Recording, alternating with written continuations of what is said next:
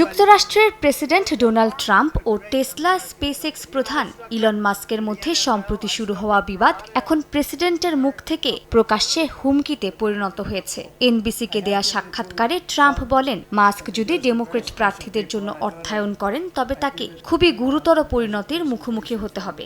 সাক্ষাৎকারে ট্রাম্প স্পষ্ট করে দেন তিনি আর মাস্কের সঙ্গে সম্পর্ক মেরামতের কোনো আগ্রহ দেখাচ্ছেন না।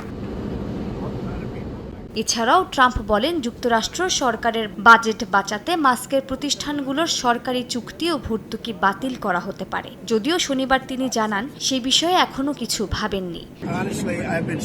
মাস্কের অনেক অর্থ আছে, তিনি অনেক ভর্তুকিও পান। মাস্ক ও যুক্তরাষ্ট্রের জন্য ন্যায্য হলে কেবল আমরা বিষয়টা খতিয়ে দেখব।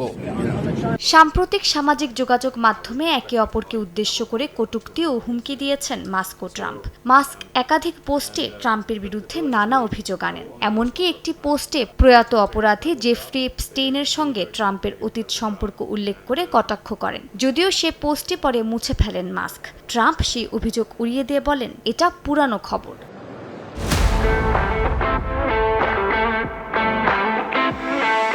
এই দ্বন্দ্বকে কেন্দ্র করে সামাজিক মাধ্যমে ষড়যন্ত্র তত্ত্ব মাথাচাড়া দিয়েছে। অনেকে বলছেন এটি একটি কেফ্যাব বা রেসলিংয়ের ভাষায় যাকে একটি সাজানো লড়াই বলে। কিউঅ্যানন ও অন্যান্য ষড়যন্ত্র তত্ত্বে বিশ্বাসীরা বলছেন ইলন মাস্ক বনাম ট্রাম্পের দ্বন্দ্ব মূলত ডেমোক্রেটসদের ফাঁদে ফেলার কৌশল। এই কৌশলে তারা জেফ্রি এপস্টেইনের গোপন ফাইল প্রকাশের দাবি তুলতে পারেন। তাত্ত্বিকের মতে মাস্ক ও ট্রাম্প আসলে একসঙ্গে এই নাটক সাজিয়েছেন গণমাধ্যম ও ডেমোক্রেটসদের বিভ্রান্ত করতে। ইলন মাস্কের সঙ্গে প্রকাশ্য সংঘর্ষের পর প্রেসিডেন্ট ট্রাম্প একাধিক ফোন কল করে নিজের ঘনিষ্ঠদের সঙ্গে আলোচনা শুরু করেন এবং পুরো ঘটনা নিয়ন্ত্রণ নিজের দখলে নেয়ার চেষ্টা করেন।